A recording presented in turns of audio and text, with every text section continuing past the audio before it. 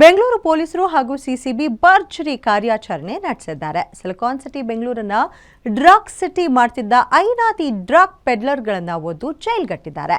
ಕೋಟಿ ಕೋಟಿ ಮೌಲ್ಯದ ಕೆಜಿಗಟ್ಟಲೆ ಡ್ರಗ್ ಸೀಸ್ ಮಾಡಿದ್ದು ತನಿಖೆ ಮುಂದುವರೆಸಿದ್ದಾರೆ.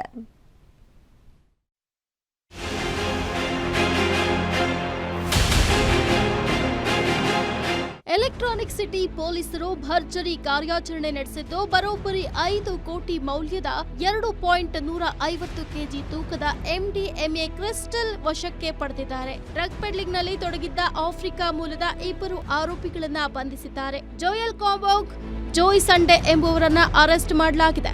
ಆಗಸ್ಟ್ 15ರ ಸಂಜೆ ಡ್ರಗ್ ಸಮೇತ ಪೊಲೀಸರ ಬಲೆಗೆ ಬಿದ್ದಿದ್ದಾರೆ. 12 ವರ್ಷದ ಹಿಂದೆ ಸ್ಟೂಡೆಂಟ್ ವೀಸಾ ಮೇಲೆ ಜೋಯ್ ಭಾರತಕ್ಕೆ ಬಂದಿದ್ರೆ ಜೋಯಲ್ 3 ವರ್ಷದ ಹಿಂದೆ ಸ್ಟೂಡೆಂಟ್ ವೀಸಾ ಮೇಲೆ ಬಂದಿದ್ದಾಳೆ. 2 ಆರೋಪಿಗಳ ವೀಸಾ ಅವಧಿ ಮುಗಿದಿದ್ರೂ ಕೂಡ ಅಕ್ರಮವಾಗಿ ಇಲ್ಲೇ ಉಳಿದಿದ್ರು. ಇವರಿಗೆ ಡ್ರಗ್ಸ್ ಸಪ್ಲೈ ಮಾಡ್ತಿದ್ದ ಮತ್ತೊಬ್ಬ ದೆಹಲಿಗೆ ಎಸ್ಕೇಪ್ ಆಗಿದ್ದು ಬಂಧಿತರಿಂದ ಡ್ರಗ್ಸ್ ಜೊತೆ ತೂಕದ ಯಂತ್ರ, ಮೊಬೈಲ್ಗಳನ್ನ ವಶಕ್ಕೆ ಪಡೆಯಲಾಗಿದೆ. ಎಲೆಕ್ಟ್ರಾನಿಕ್ ಸಿಟಿ ಡಿವಿಷನ್ ಅವರು ಒಳ್ಳೆ ಕೆಲಸ ಮಾಡಿ ಒಂದು ಅಂದಾಜು 2 kg 150 grams MDMA ಅವರು ರಿಕವರಿ ಮಾಡಿದ್ದಾರೆ. ಅವರು 2 ಫಾರಿನ್ ನ್ಯಾಷನಲ್ಸ್ ಕಡೆಯಿಂದ ಇದು ರಿಕವರಿ ಆಗಿದೆ.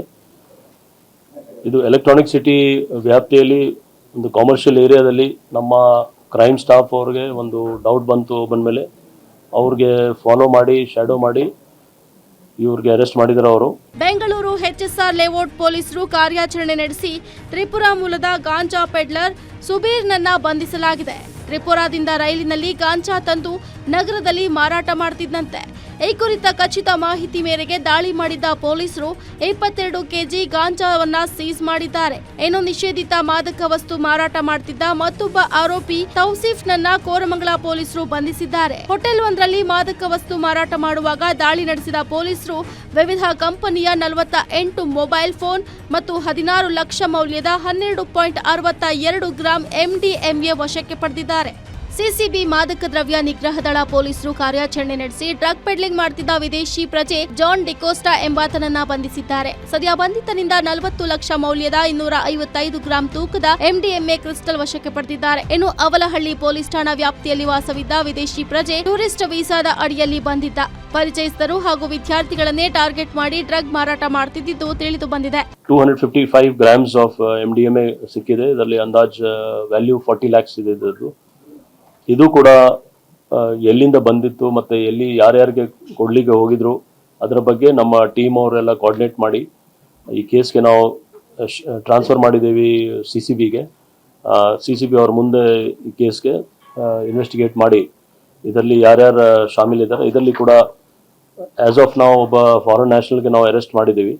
ಇನ್ನು ತರಕಾರಿ ವ್ಯಾಪಾರಕ್ಕೆ ಬಂದು ಡ್ರಗ್ ಮಾರಾಟ ಮಾಡ್ತಿದ್ದ ಐನಾತಿಯೊಬ್ಬನನ್ನ ಖಾಕಿ ಕೆಡ್ಡಾಗೆ ಕೆಡವಿದೆ. ಸಂಪಿಗೆಹಳ್ಳಿ ಪೊಲೀಸರಿಂದ ಹಾಸನ ಮೂಲದ ವಾಸೀಂ ಎಂಬಾತನನ್ನ ಬಂಧಿಸಲಾಗಿದೆ. ಬೆಂಗಳೂರಿಗೆ ತರಕಾರಿ ಮಾರಲು ಬರ್ತಿದ್ದ ಆರೋಪಿ ತರಕಾರಿ ಮಾರಾಟದ ಬಳಿಕ ಫೈರೋಜ್ ಎಂಬಾತನ ಮೀಟ್ ಮಾಡ್ತಿದ್ದ. ಇನ್ನು ಫೈರೋಜ್ನಿಂದ MDMA ಡ್ರಗ್ ಪಡೆದು ಕಾಲೇಜು, IT-BT ಹುಡುಗರಿಗೆ ಮಾರಾಟ ಮಾಡ್ತಿದ್ದ. BBM ವಿದ್ಯಾಭ್ಯಾಸ ಮಾಡಿದ್ದ ವಾಸೀಂ ಅಕ್ರಮ್ ಇತ್ತೀಚೆಗೆ ಡ್ರಗ್ ಮಾರುವಾಗ ರೆಡ್ ಹ್ಯಾಂಡ್ ಆಗಿ ಸಿಕ್ಕಿ ಬಿದ್ದಿದ್ದಾರೆ. ಸದ್ಯ ಬಂಧಿತನಿಂದ 30 ಗ್ರಾಂ MDMA ಸೀಸ್ ಮಾಡಲಾಗಿದೆ. ಸಂಪಿಗೆಹಳ್ಳಿ ಪೊಲೀಸ್ ಸ್ಟೇಷನ್ ಮತ್ತು ಯಲಹಂಕ ಪೊಲೀಸ್ ಸ್ಟೇಷನ್ 2 ಕಡೆ ಡ್ರಗ್ಸ್ 2 ಕೇಸ್ ರಿಜಿಸ್ಟರ್ ನಾವು ಮಾಡಿದ್ದೀವಿ. ಒಂದು ಕೇಸಲ್ಲಿ ಸಂಪಿಗೆಹಳ್ಳಿ ಪೊಲೀಸ್ ಸ್ಟೇಷನ್ ವ್ಯಾಪ್ತಿಯಲ್ಲಿ 30 grams ಆಫ್ MDMA ಮತ್ತು ಒಂದು motor cycle worth around 3.4 lakhs. ಇನ್ನೊಂದು ಯಲಹಂಕ ಪೊಲೀಸ್ ಸ್ಟೇಷನ್ ವ್ಯಾಪ್ತಿಯಲ್ಲಿ MDMA of 116 grams worth 15 lakhs. ಅದು 2 ನಾರ್ತ್ ಈಸ್ಟ್ ಡಿವಿಷನ್ DCP ಮತ್ತು ಅವ್ರದ್ದು ಟೀಮ್ ಅವ್ರು ಮಾಡಿದ್ದಾರೆ. ಒಟ್ನಲ್ಲಿ ಬೆಂಗಳೂರಿನ ಪೊಲೀಸರು ಹಾಗೂ ಸಿಸಿಬಿ ಪೊಲೀಸರು ಭರ್ಜರಿ ಕಾರ್ಯಾಚರಣೆ ನಡೆಸಿ ಡ್ರಗ್ ಪೆಡ್ಲರ್ಗಳ ಬೇಟೆಯಾಡಿದ್ದಾರೆ. Ajay Gowda, crime bureau, guarantee news.